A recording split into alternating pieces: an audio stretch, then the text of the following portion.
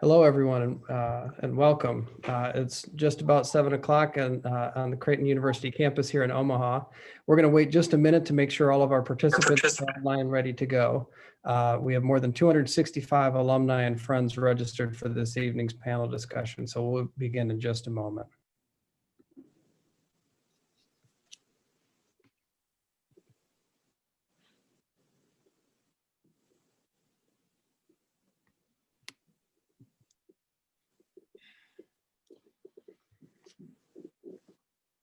Something to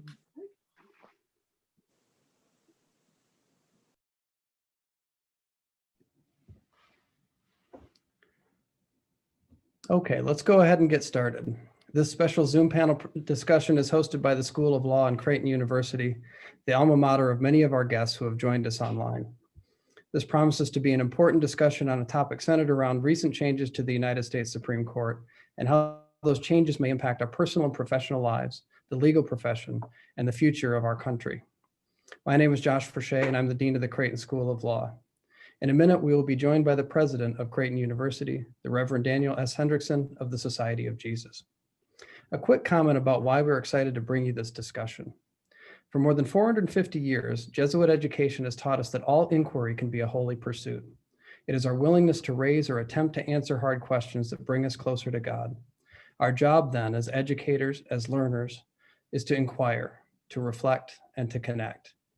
This discussion is not about seeking agreement. You may or may not agree with these perspectives. As I think you will see, our speakers have great respect for one another. They like each other, but they do not always agree either. At the end of the discussion, it is my hope that we'll have gained some perspective, learned something new, and connected with one another through our inquiry. Now, before we begin, I have just a couple technical items to draw to your attention. At the bottom of the screen, you'll see two different features, the Q&A feature and the chat feature. If you have a question during the presentation, please use the chat feature and it'll be directed to our panelists. Additionally, we have questions from several law alumni that were submitted in advance of this discussion. We probably won't be able to answer every question we get, but we'll try to get to as many of them as possible, and hopefully we'll hear them throughout the conversation. For the past 5 years, the Reverend Daniel Hendrickson has led Creighton University as its 25th president, bringing us great energy, leadership, and an insightful vision for the future. He oversees Creighton's 9 schools and colleges, which together enroll more than 8,000 undergraduate, graduate, and professional students from every state in the nation and several countries.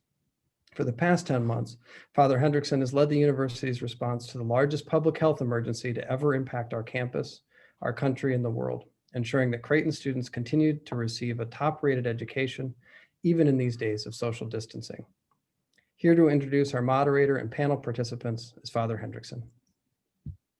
Thank you, Dean Forshey. I join you in welcoming our audience of alumni and friends of the university. We love it when you all return to campus and even doing so in a virtual environment like we have now. As our alumni can attest at Creighton, we do not just encourage critical thinking, we thrive on it. Rigorous inquiry is the cornerstone of a Jesuit and a Creighton education, and we're called to examine issues from a diverse perspective. On campus and in venues around the world, we're engaging agents of change, leaders for a more just world. With that in mind, you can imagine how thrilled we are to have our esteemed presenters with us this evening as we consider monumental changes to the Supreme Court. Let me introduce them to you. I could spend, in fact, an entire hour talking about their impressive careers and notable accomplishments. In the interest of time, I invite you to see their extended biographies on our School of Law website. Senator Bob Kerrey is no stranger to Nebraska nor to Creighton University. He is managing director of Allen & Company and executive chairman of the Minerva Institute for Research and Scholarship. From 2001 to 2011, Bob was president of the New School. During his tenure, the New School experienced unprecedented growth in enrollments, faculty, scholarships, capital projects, research, and international engagement. Prior to his work in higher education, Senator Kerrey served one term as Nebraska's governor and represented the state in the Senate from 1989 to 2001. His public service since leaving the Senate includes appointments on the 9/11 Commission and the advisory board of the Iraq and Afghanistan Veterans Association. Senator Kerrey served as a U.S. Navy SEAL during the Vietnam War, was wounded, permanently disabled, and received a Medal of Honor. We welcome Senator Bob Kerrey. Dr. John Sexton is president emeritus of New York University, and the Benjamin Butler Professor of Law. He became NYU president in 2001 and served in that capacity for 15 years. Prior to that, he served as dean of the NYU School of Law for 14 years. John has an extensive history in public policy. He has served as chairman of the board of the Federal Reserve Bank of New York, chair of the Federal Reserve System's Council of Chairs, a board member of the National Association of Securities and Dealers, and the founding chair of the board of NASD Dispute Resolution. He's also a prolific writer and the author of Redefining the Supreme Court's Role, a theory of managing the federal court system. Of special interest to our audience, John clerked for the Chief Justice Warren Burger of the United States Supreme Court and for Judges David Bazelon and Harold Leventhal of the U.S. Court of Appeals. We welcome NYU President Emeritus John Sexton to the Creighton University School of Law. This evening's moderator is at the top of the list of Creighton's most notable journalism graduates. Mary Alice Williams is an award-winning broadcast journalist, public policy expert, author, and educator whose investigative work on topics include health, ethics, and technology, and have made her a recognized voice for public information. Mary Alice rose to national prominence as one of the founding architects and anchors of CNN. Later, she became the first woman to win a National Emmy Award for anchoring the NBC Nightly News. For the past 6 years, she has anchored NJTV News on New Jersey's public television network. She is a member of the faculty of the State University of New York.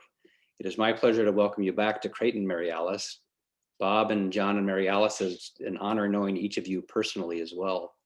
And with that, I will turn this evening over to you, Mary Alice, who will be joined by the Dean of Creighton University School of Law, again, Josh Furchet. Thank you, Father Hendrickson. I wish we could all be there in person. The goal of this evening is not to try to game upcoming cases before the court, but to provide a context, to watch a court that's undergoing a tectonic shift in a country undergoing seismic disruptions to the status quo. One constant has always been public confidence in the integrity, the stability, the impartiality of the court. But that could be shifting too. An Annenberg Public Policy Center survey showed only about 2/3 of Americans trust the Supreme Court to operate in the best interests of the people, and shows half do not believe Supreme Court justices set aside their personal and political beliefs in deciding cases. Senator Bob Kerrey, let's start with you. Is that worrisome? Well, it is, Mary Alice, but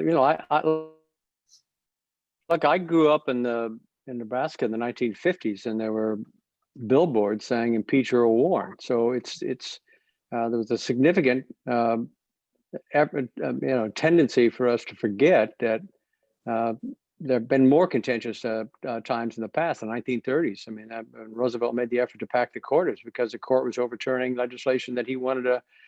That he had signed into law. So I can identify the things that trouble me, but let me begin by demonstrating that I still have the capacity to answer a question other than one that's just been asked. I came to the United States Senate in 1989 before, well, in fact, maybe 10 years before the students are listening were born. And George Herbert Walker Bush was vice president. He swore him into office. He became president. And I recognize that my background in pharmacy, I was studying pharmacology in graduate school when the United States government decided to hire and better use of my skills with SEAL Team 1 in San Diego. But I had not been trained in law. And so I recognized that I needed some on-the-job training, and I got on-the-job training by going to the Supreme Court and listening to oral arguments on a pretty regular basis. I still go down a couple times a year, and it's a wonderful environment. It's a great way to learn the relationship between the law and the Constitution. And though I have occasionally disagreed with the conclusions of the court, I've never walked out disappointed. And the reason is, again, to the students, you may never work for a law firm, but don't doubt that you're acquiring the capacity to think critically, and in particular to evaluate a claim that somebody else makes. When you're making an oral argument at the Supreme Court, you have to make a claim. And there's no applause line that you can use to get their attention. You can't misrepresent the facts. You can't use demagoguery. You have to make an argument, and you'll get interrupted. And in fact, you may get repeatedly interrupted. I've been to oral arguments where the person making the presentation had 5 questions before he got to the first pronunciation mark and end a sentence. So I've never walked out of there with any disappointment at all. And the more I've studied the court, the more I appreciate the stability that court gives our country. I can give Marshall credit for it, give Taft credit, I can give lots of people credit for it, but it is an enormously stabilizing influence, even when you get a moment like this. And I am troubled that a single organization, the Federalist Society, has got the President of the United States to say, I'll nominate whoever you sent to say to me that I ought to nominate. And they have an ideological orientation. I don't object to that ideological orientation, but I recognize it. So I'm actually not worried that the court is going to increase the instability in the country. Again, I may disagree with the conclusions that they reached. I may have objections to the way they reached their conclusion. But I recognize that they're the ultimate determinator of whether the president or the Congress is either abiding by or violating the Constitution.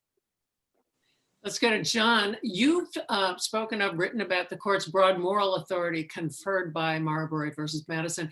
Is that authority at risk of being squandered by partisan polarization? And if so, what's the remedy? Well, first, I have to say how pleased I am to be at Creighton. I've admired Creighton. My provost for 14 years at NYU was a Creighton graduate, Dave McLaughlin. Right.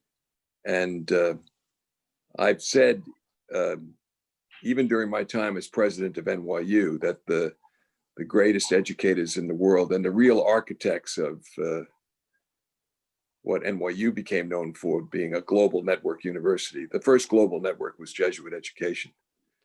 And I say that as someone who's a graduate of the greatest high school that ever existed, a Jesuit high school in Brooklyn, and a bachelor's degree, a master's, and a PhD from a Jesuit university. I would have gotten a law degree from a Jesuit university, except none of them accepted me when I applied. In any case, it's an honor to be at a place that I've admired for a long time. I've also admired my good friend Bob Kerrey. We go back a long way together and had many cups of coffee while we shared presidencies just a few blocks from each other. And I have to say, I share his admiration for the court. And it does start with something very fragile, Mary Alice. The Constitution has been referred to correctly as a fragile parchment. The court is extraordinary. Think it's useful to do what Bob just did and step out of the tumult of the moment, right, and just think about the institution that the court is. And then, if you don't mind, I will come back and I will answer your question, unlike a politician. But I'd like to set a predicate if I could, because in writing my latest book, which is in progress, which is about the Supreme Court, I've reflected upon whether or not, even armed with a Jesuit education, I can think of another center of power, real power, that voluntarily undertakes a burden for itself, which is to explain every exercise of power in writing, to publish it for view by anyone who wants to read the explanation, and to co-publish with it the dissenting and concurring viewpoints. This is an extraordinary, you talk about critical thinking and Jesuit education and a commitment to a genuine dialogue of ideas.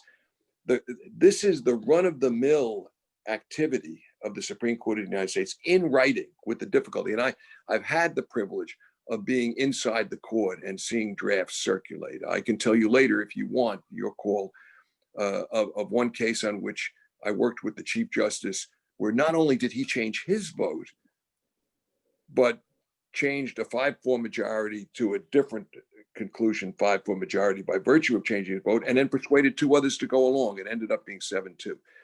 this is genuine struggling with tough issues at its best. And it starts with the moral authority that was created brilliantly by John Marshall in Marbury versus Madison, which when the students in the law school read it carefully, they come to understand was both one of the most dramatic pronouncements in the history of the court because it established judicial review, but also was self-executing. Because the holding in Marbury versus Madison was that the court itself did not have jurisdiction to hear Mr. Marbury's case. So the only body in all the world that had to obey the court's holding was the court itself. So there wasn't the crisis.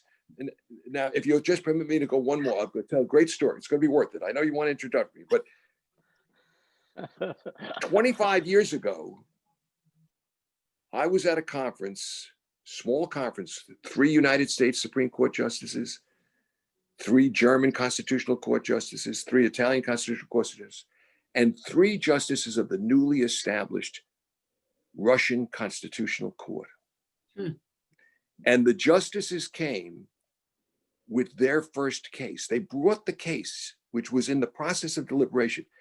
And what did the case involve? It involved not something that only the court itself would have had to obey, but it involved whether or not the invasion of Chechnya was constitutional. And as I listened to those 12 justices talk about the case, what was there in the room was the fact nobody knew whether the Yeltsin would obey, because he would have to accept the ruling of the court. And no one knew whether the generals would obey Yeltsin. So they decided just to let the case pass. It was not a Marbury versus Madison. But starting in the United States with the brilliance of John Marshall and Marbury versus Madison, the credibility of the court grew to the point where Earl Warren's court 9-0 in Brown versus Board of Education, 9-0 being important, could say separate but equal is not acceptable. Are we ever going to see a 9-0 on anything again? I go back to polarization. Bob, you mentioned the Federalist Society. Last Thursday, Justice Sam Alito delivered what's been described as a tirade against Democrat Supreme Court precedents, COVID-related restrictions, which are going to be argued before the court on November 30th. How does publicizing his view as a sitting justice in advance of any ruling affect trust in the court? Well, if Sam Alito had not given that speech, I believe I could predict 99 out of 100 opinions that he's offered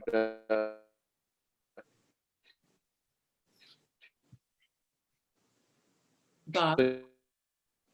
to make and the Supreme Court. I can hear you. Am I locked up? And you seem breaking up. Try it again. Well, I disagree with Alito's assessment of the country, in part because he's attacking me. But I'm not troubled by it. As I said, I could predict 99 out of 100 opinions that Sam Alito is going to make on any given year. And by the way, John will know the number. I would guess at least half of the decisions the court make are 9-0. So we do have a court that from a distance does look like it's 6-3 Republican. It's the first time in my lifetime I've looked at a court and said there is a partisan split. Right. But they're apt to surprise us. They're just apt to surprise us. I mean, the decision on gay marriage is actually a very relevant one for Nebraska, because I don't remember the exact year. It was a former college friend of mine who led an effort to amend the Constitution of Nebraska to deny civil rights to all gays and lesbians, and it passed. I was on the other side of it. I think it passed, I don't know, by 30 points or some such thing. Today in Nebraska, after that decision, in all 93 counties, you walk into that county, a gay man, a gay woman, and try to get a license to get married, you can get a license. No county is turning people away in Nebraska as a consequence of respecting the court, even though they probably disagree with the decision that the court made. So I reference what John said. Now, by the way, I think it helped that Madison had been a member of Congress before he was a Supreme Court justice. In fact, I think he was the only person to simultaneously be served as Secretary of State and Chief Justice of the Supreme Court. So he had a considerable amount of political experience, and I think it aided him in writing that decision, because that was a smart political decision. Jefferson was prepared to impeach him. And so it was a smart political decision. So even the Madison court, the beloved, the Marshall court, even the Marshall court, the beloved Marshall court, was led by somebody who had a very good sense of politics and what was possible and what was not.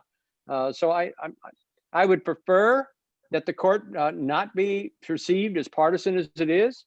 And if those two Senate races go Democratic, it's possible that the Democrats will move to get rid of the filibuster and push a variety of different bills across the line, including increasing the number of people on the court, because there is that perception amongst Democrats who look at the court today and say, it now is stacked in a partisan fashion. Right. Well, let's talk about court packing, since you brought it up. I'm not sure if court packing is what has already happened or what a Biden presidency might do, but we should all remember that only Congress can add justices to the court. So this would have to be a congressional decision. But do you, John, tell me what you think about that. Well, first, I think that it's very easy to focus too much on the Supreme Court.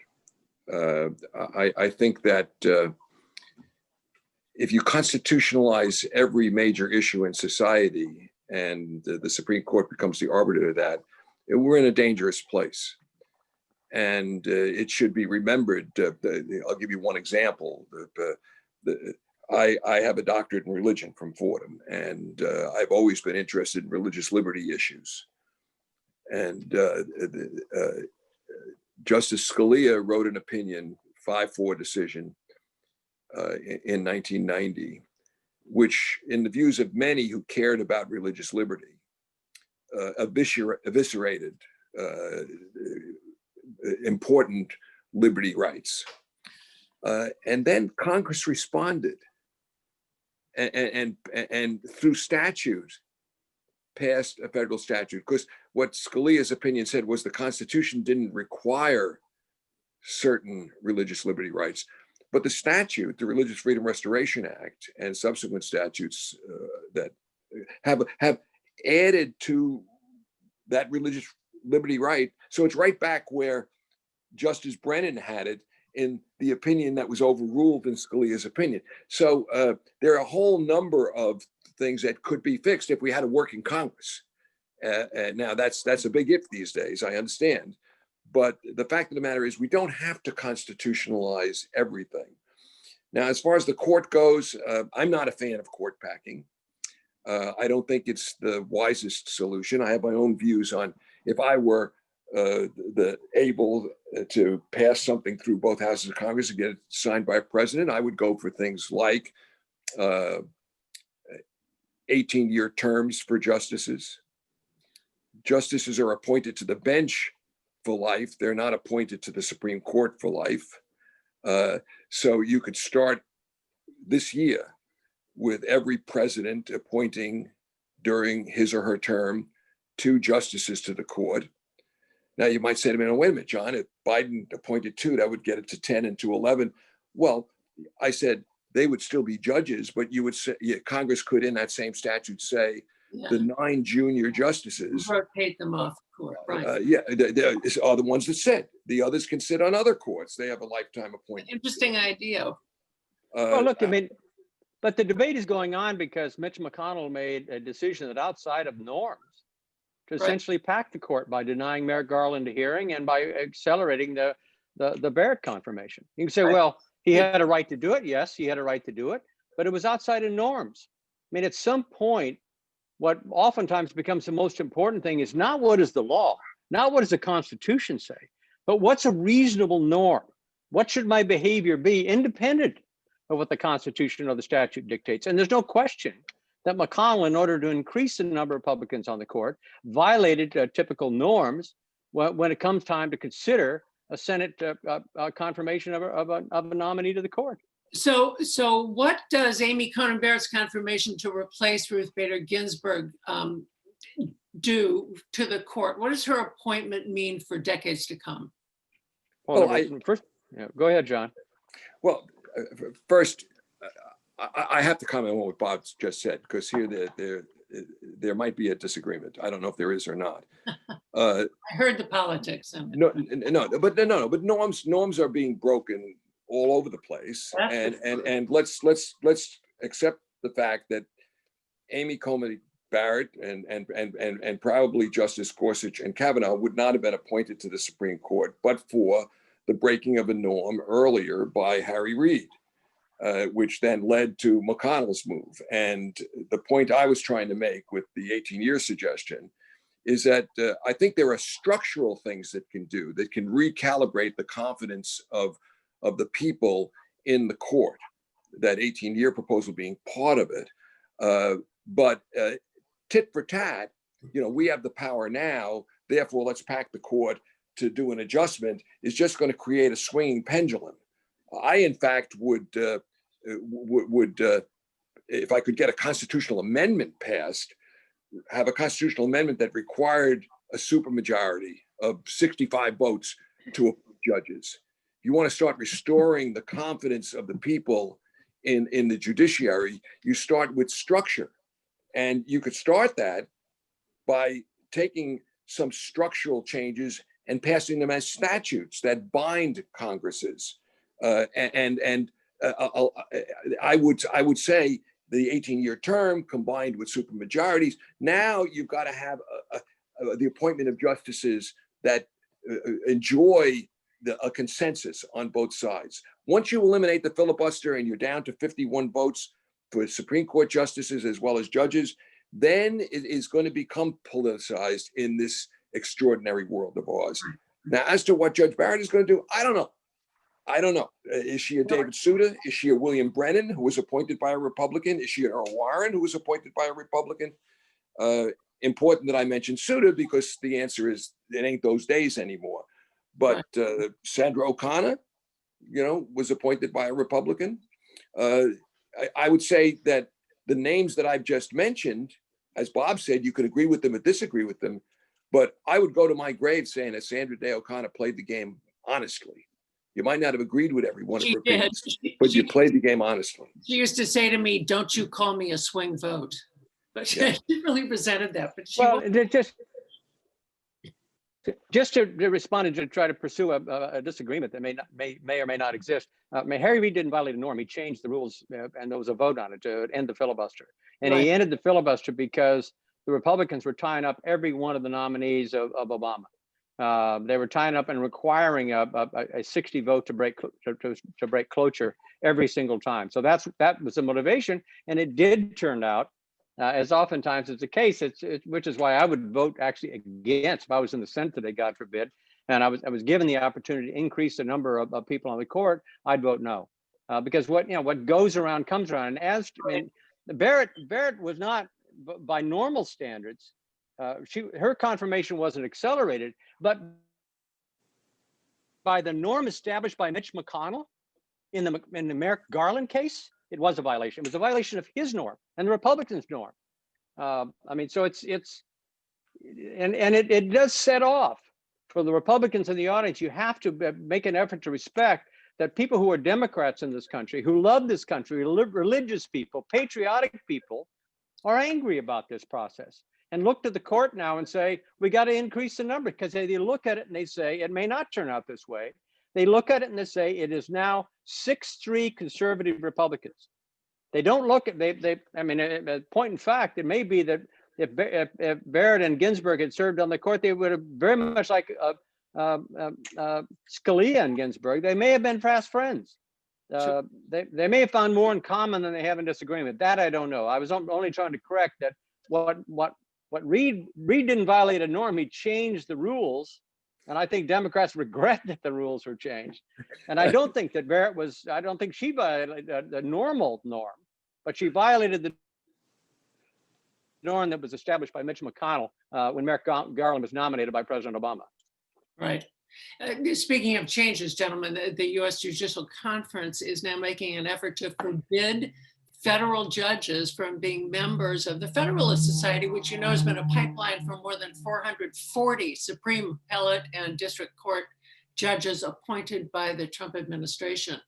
Do you agree with them? Should Federalist Society judges be banned?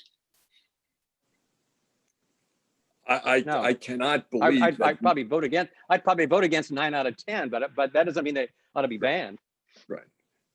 I can't believe that we can begin telling people. I thought that was decided in the NAACP case by the Supreme Court of the United States. We have a right of association, and the Federalist Society has power in this particular climate. And by the way, everything Bob is saying, that we are in a bad and dangerous time now. With that, I agree. Okay, the court's credibility is at stake. And it will depend on data we don't yet have on how the people at the court behave. If they are keepers of the fiduciary power and capital of the court, we have a chance. If, for example, an opinion would have come up to the court and they would have behaved the same way that Warren Burger and Lewis Powell and Harry Blackmun did in United States versus Nixon, Right. and say 9-0, Right. to turn over the tapes. If an opinion came up involving President Trump where that was the case, it would do a lot to restore the credibility of the court. I'm confident that opinion would not be 6-3. It would go at least 5-4, at least 5-4. I suspect 6-3, at least. That would be the chalk in my view in terms of where it would go. I don't know. I've never had a conversation with Justices Gorsuch or Kavanaugh or Barrett, but my view is that we don't have data yet on this. And the fact that there in the last 20 years have been a lot of opinions with which I disagree doesn't mean that the people inside the court don't care about the court. And I think there's a lot of evidence that a person I do know well, we were law school classmates, we clerked together, we're friends, and that's John Roberts, that he cares about the fragile power of the court. And I think there's a lot of evidence to that, even though I disagree with a lot of opinions that he's written and certainly many of his votes. So we are at a key moment. There's no question about that. But there's a long history of very good moments in the court. And those of us that have been privileged to see it from the inside know how seriously they take it, just the way Bob described when he started. John, we've talked about it in the past, and you've been sort of talking around it, but I'm going to ask you directly. Is there an action that President Trump could take that could rise to the level where the Supreme Court would have to make a ruling? For instance, if he pardons himself? Well, if he pardoned himself, it likely would get to the court. I think there's a real possibility that some of the requests for information from him, either from Congress in an oversight capacity after he's president, or in some of the prosecutions that are likely to come in New York, if they continue, that they could get to the court simply because there will be at least the invocation of the office of the president, even though he wouldn't be president anymore. I don't think it's likely that anything from the election will get to the court. But I do think if you said to me, okay, you have a binary choice, does some case involving Donald Trump get to the court within the next 4 years or not? I would say at least one case will get there. So they'll have an opportunity.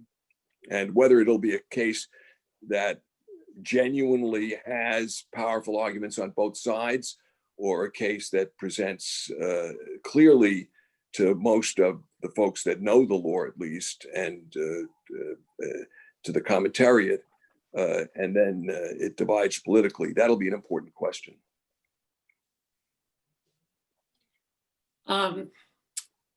You've called it custody. I think it's one of the things that one of the things that Federalist Society and others have done, at least, is surface this ideological declaration that we support people who are originalists, who in Constitution written, and it does separate me. I mean, I do think one of the things that could happen, I'm not naive enough to predict it, is we have a conversation about the difference between an originalist and somebody like me who tends to orient more towards the 14th Amendment.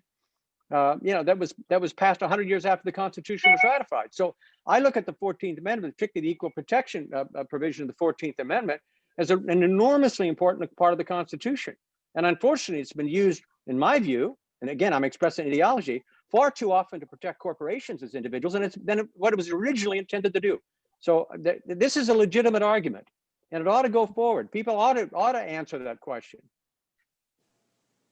What do you want on the court? And they ought to allow a senator to vote no on a nominee because their ideology is different. I think John Roberts famously said, all they do is call balls and strikes. That's baseball. That's not the court. And That's not what happens in the court. true. That's really not the job, right? Calling balls and strikes. Well, the job is to think critically and make it clear. And John described it really well earlier. And I think all of them will. Again, they may reach conclusions that are different than what I would do. But I don't doubt that any of the 9 people that are on the court are going to behave in a fashion that causes me to say they're not thinking right. They're not analyzing the issues correctly. They'll bring an ideology that may be different than mine. And by the way, you'll hear people from time to time say the court ought to be televised. Vote no on that, because what you're going to get, oh my God, it'd be terrible. Because what you get is lawyers coming before the court performing for the cameras. They can't do that today. You cannot perform for cameras in the Supreme Court because there are no cameras. We have way too many people performing for cameras now. We don't need advocates in front of the Supreme Court doing that. Are you suggesting that members of Congress perform before cameras during hearings? I'm saying that all human beings, when the cameras are turned on, perform for the cameras. Worse yet, the Congress people perform in front of C-SPAN cameras. Can you imagine that? But, oh my God! Well, that emptied the Senate when that happened. The great Hall of Fame umpire Bill Clem said famously about balls and strikes, "Sonny, it ain't nothing till I call it." And that's the problem in Justice Roberts' analogy to umpires. Of course, we don't want umpires. We certainly don't want machines calling balls and strikes. The law. I just finished this morning with the last of my classes with the first-year law students this year, and if there was a theme to my class, it was that they should learn to live in the gray. The thing sometimes people forget about Supreme Court cases is, by and large, easy cases don't get to the Supreme Court of the United States. So, for example, just to cite one example, I had a brief for the prevailing side in what was a hot religious liberty case in the middle of the 1980s. It was whether or not the state of Alabama could require a moment of silence for meditation or prayer at the beginning of the school day. And we won that case 5-4, okay? In that case, no one, it was 9-0 that Alabama could not start the school day with a prayer. Now, you want a 9-0 opinion. There that was. Everybody agreed, including William Rehnquist in his dissent on moment of silence. He said, of course they couldn't write a prayer. Well, only 25 years earlier, it was whether the regents of the state of New York could write a prayer that got to the Supreme Court of the United States. We forget, because we're only in the bow of the boat on the tough cases. We forget the clarity that's behind the boat on the cases that have been left behind. So nobody would argue anymore that you could start a school day with a prayer. But the moment of silence case was a really tough case. And by the way, Sandra Day O'Connor was a key opinion in that said, sometimes you can have a moment of silence and sometimes you can't. And that's when we and the Religious Liberty Committee of the ACLU said, we pushed this far enough. Let's go on to something else. Okay. And I'm not sure we were on the right side of that case, by the way. I'm not sure we were on the right side of that case. I know we were right in that one case because Alabama had done it very stupidly. But Sandra O'Connor had 35 state moment of silence statutes in her opinion. And she said, I'm not prepared to say the other 34 are wrong. And neither was I as the lawyer in the case.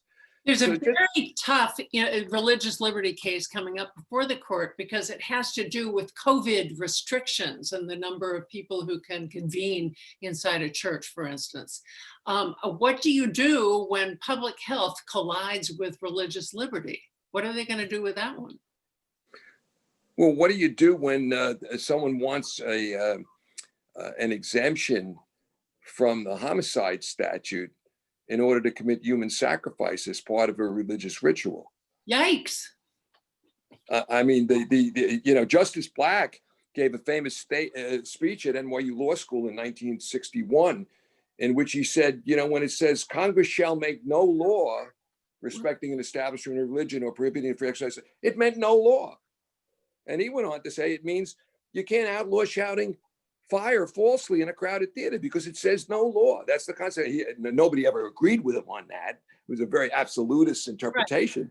But this is what's at stake. When we move into the clash of rights, and the religious liberty right is a founding right in this country. Those are the first words of the First Amendment.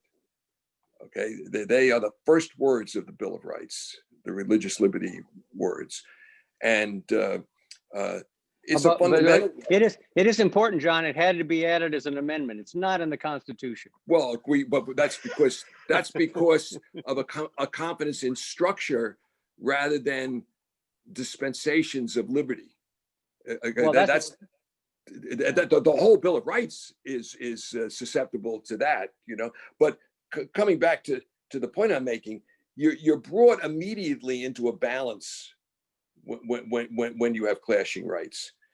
Now, Justice Scalia was the one who said, if the government passes a neutral law of general application with no intent of inhibiting religion, and as a collateral matter, it either benefits on the one hand or burdens on the other a religion, that's okay. The test is the law neutral, or and that was the opinion I referred to earlier, Marielle's, where then the world rose up, right and left, by the way, 97-3 in the Senate. I don't know if Bob was still in the Senate when the Religious Freedom Act was passed. So you probably voted for it. I was in the 97. Yeah, because the liberals wanted Brennan's free exercise, and the religious right wanted anything that was good for religion, and that gave us the Religious Freedom Act, which is now the act in a different form that's used with COVID and with other elements. Bob, earlier we started talking about polarization, something that you've been very concerned about over time, and whether or not that can somehow invade the Supreme Court, and what would happen if that happened. I think John said, well, then the Supreme Court would be like Congress. But talk to me about your concerns about the political polarization. Well, first of all, it's different than the divisions that existed in the United States in the 1960s and early 70s. Those divisions were much worse than what we see today. I mean, there was violence in the 1960s, 25 murders a year, bombings a year in the United States. So it was much more violent, much more divisive. But today, the polarization is a stacking of the issue. When I was in the Senate in the 1990s, I could identify a Republican and not know, are they an environmentalist? Do they support reproductive rights? Do they support gun control? Do they support civil rights? It was much, much harder to know based upon a political party than it is today. Today, the issues are stacking up, and it produces a real challenge. I mean, it's important to remember, I think, when we're getting all worked up over things going on today, these moments in the past when things were worse. I mean, Ruth Bader Ginsburg initially, I was there when she was nominated. She was like the second or third choice that Clinton had. When she was nominated, there were a couple of women's groups who opposed her because she thought that Roe v. Wade was improperly argued and improperly concluded, that it should have been more narrowly drawn. I think if somebody like that had been nominated today and you had a Democratic majority, she might not have been confirmed because of the polarization, because of the unacceptability maybe even modest dissent on a particular issue. And it's a problem because it's not a problem for me, but it's a big problem for the Congress because it makes it very difficult for them to find any kind of compromise on very contentious issues because the left tends to be unforgiving, the right tends to be unforgiving, and there's no middle ground.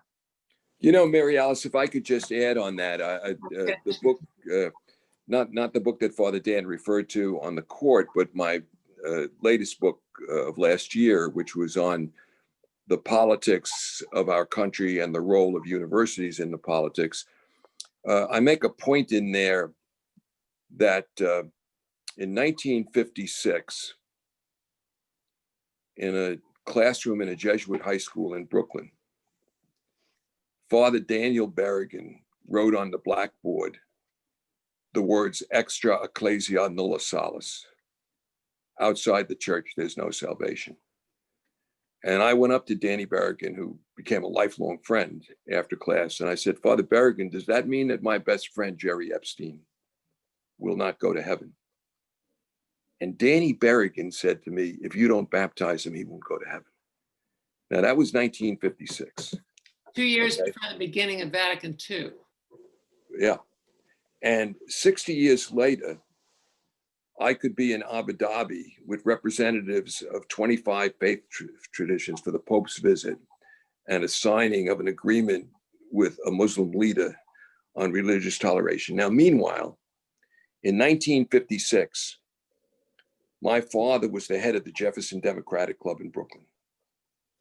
And at our home, we had Republicans as well as Democrats. And 3%, 3% of Americans said that they would have a problem if somebody from their family married somebody from the other party. Today, that number is 40%. And what's happened as the great ecumenical theological movement has happened is that our politics has moved. The phrase I use in my book is a secular dogmatism.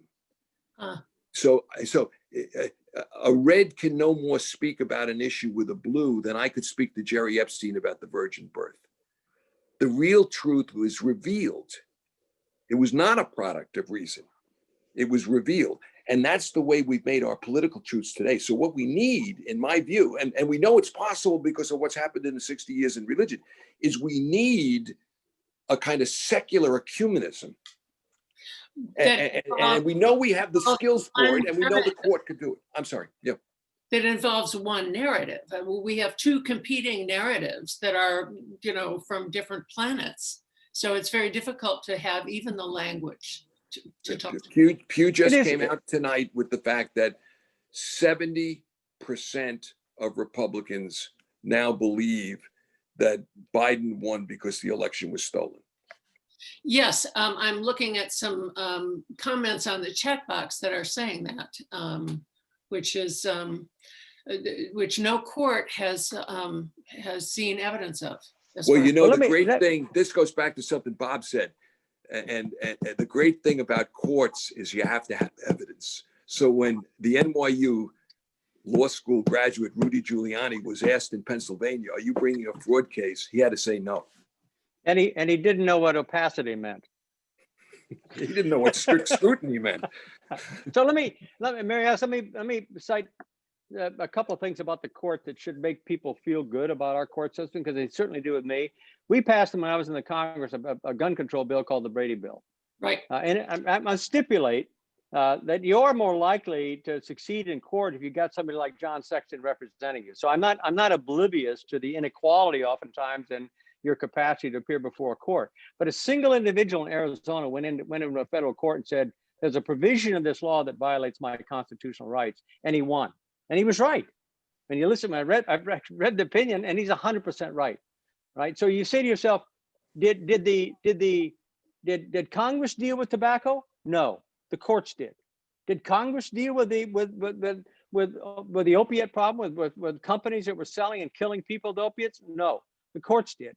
It is oftentimes a misjudgment. People say, I have no power before the court, when oftentimes it is your most important source of power. It is the place where oftentimes things get done that don't get done in a legislative arena, in part because in the case of tobacco, They basically owned legislatures. It was very difficult to get anything through that connected cancer with smoking. And as a consequence of the court, that connection was made. The courts have made, the Supreme Court has made traumatic decisions. Dred Scott comes to mind, and Plessy. Yeah. I'm sorry, I interrupt you. I shouldn't do that. That's perfectly all right. No, it's not all right. John, we're spinning out here. Do you expect the court to change in size, in term limiting, in anything in the next 4 years because of what we've gone through now? No, I don't expect it to change in size. I think it would be a mistake, and I think there are other remedies. And I would very much work. Look, we have a shot.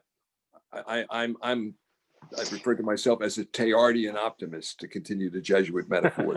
We're going to Teilhard de Jardin. So this is an extrapolation over millennia of Martin Luther King's arc of justice. And I do believe, I want to go back to where Bob Kerrey started. His awe, and since I'm speaking Brooklyn, I'll spell it AWE. Okay, his awe at the court, my awe at the court as I walked up those steps every day to work. Okay, and then the increasing awe that I felt as I watched the intellectual work of the court go on, and the goodwill of the people that were doing it. Okay, and I think that's it's not been universal. It's not been true of everyone. Okay, I teach my students when I see dishonest opinions, and I've seen some, but, or at least when they're not interpreting the earlier opinions correctly. But basically, I try to sail against the wind of skepticism about whether the court as an institution can be saved. Now, the real question about whether it can be saved starts today. It doesn't go back to Robert Bork or Clarence Thomas or Merrick Garland or Justice Barrett. It starts today, and it starts with the young people that are in Creighton Law School and NYU Law School and the lawyers that are out there. Do they understand that they are the priests of American society? Because as de Tocqueville taught us, law is our civil religion, and they are the fiduciaries for that. They're given the powerful instrument for it. Do they use it to make the world better? Do they take it seriously, or they use it instrumentally and cynically in the search of wealth? That's going to determine this, and how the justices perform. I gave the Supreme Court Historical Society 3 years ago in the court, right there, looking at law clerks and so forth, and said, it's up to the court. I know, I didn't apply to Warren Burger at first. I was too enlightened. I was a disciple of Larry Tribe, a tribalist. So, but when Harold Leventhal, the first judge I clerked for, found out that I hadn't applied to Rehnquist and Burger, he said to me, "I won't recommend you for anyone unless you, who the hell do you think you are?" Well, I learned an awful lot from Warren Burger. And most of all, I learned that the people that dismissed him didn't understand him. And that he loved the court and the institution. And I saw him struggle. His phrase was, "It's not writing, it's not writing, it's not writing." The opinion I referred earlier to, he had a 5-4 vote to reverse David Bazelon, who I had clerked for after Leventhal and before. Bazelon was probably the most activist left judge, and they had been on the court together. And when Burger was appointed to the Supreme Court, the Washington Post called Bazelon and said, "What do you think of your colleague being appointed?" And Bazelon said on the record, "I expect to be homesick in bed for a week." Oh dear. Okay. Yeah, on the record. And here was Warren Burger, voted conference 5-4 to reverse Bazelon. He took the opinion. He was working on it with my Minnesota co-clerk, Jim Volling. And he kept saying to Jim, "It's not writing, it's not writing, it's not writing. The pathway argument's not there." And then he says, you know what? David was right. He sends a note to the conference. It's still 5-4. I'm still the senior judge in the majority because I've just switched my vote. I'm going to continue to write it. It wrote, and it ended up being 7-2. Now that is something, when you see that, okay, now you can say to me, it's completely different now. I don't know. I know pretty well 6 of the 9 that are up there now. And I can say this, they're thoughtful, smart people. Some of them I disagree with a lot. John Roberts and I had many midnight discussions when we were both on the law review together, and we disagree a lot. But that is a good man who takes his role seriously. I can't remember a very recent ruling where John Roberts was the one who sort of orchestrated for all the judges to be on one side. It was a really important one, and it just happened. Well, Bob wasn't right when he said that 50% or nearly 50%, but it's a pretty significant number. It's more than 10% that are 9-0. The Harvard Law Review puts out a graph on this that I'm sure the dean has, where the students can see it, and you'd be surprised. It shows the agreement of and there's far more than people realize. And these are tough cases. Yeah. Well, I'm going to, with that, throw it back to Father Hendrickson, thanking Bob Kerrey and Thanks, Mary Alice. Thank you very much, Mary Alice. And Bob, it's great to be with you anytime, any Likewise. place, in any medium. See you in Abu Dhabi. Ad majorem Dei gloriam. This concludes our discussion tonight. I've been looking forward to this, and it was thrilling. On behalf of Creighton University and the School of Law, I would like to thank our presenters, the Honorable Bob Kerrey and NYU's President Emeritus John Sexton, and a special thanks to you, Mary Alice Williams. Links to resources mentioned in tonight's discussion, as well as the biographies of our presenters, will be posted on Creighton's law school website, law.creighton.edu. Again, thank you for joining us. Happy Thanksgiving, everyone. Bob, look me up when you're in town, and John, I'll see you somewhere. Thank you all.